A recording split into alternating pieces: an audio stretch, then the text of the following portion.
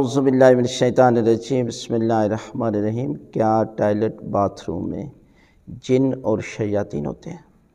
تو یہ ہے کہ باتھ روم میں آپ جب جاتے ہیں تو کچھ باتھ روم کے ٹوائلٹ کے آداب ہیں۔ اگر آپ ان آداب کا لحاظ رکھتے ہیں تو پروردگار آپ کو ان چیزوں سے محفوظ رکھتا ہے، شیطان کے حملے سے محفوظ رکھتا ہے۔ اس لیے کہ جنات تو اللہ کی مخلوق ہے، یہ تو ہر جگہ موجود ہے، اس میں کوئی شک نہیں ہے۔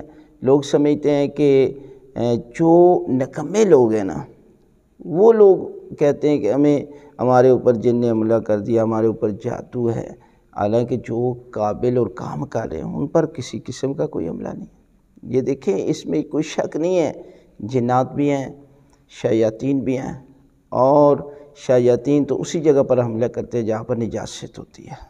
لہٰذا انسان جب بھی باتھ روم اور ٹوائلٹ میں جائے تو کوشش کرے کہ اپنے سر کو ڈھانپ کر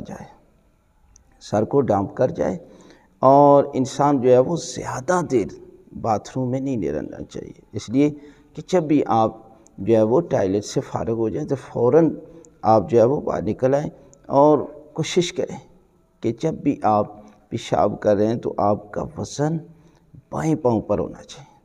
یعنی یہ وہ آداب ہیں جو شریعت نے بتائے ہیں، اور آپ جب پیشاب کرنے لگے تو اعوذ باللہ من الشیطان الرجیم بسم اللہ الرحمن الرحیم کی جو ہے وہ ذکر کر لیں، اس لیے پناہ مانگے شیطان سے۔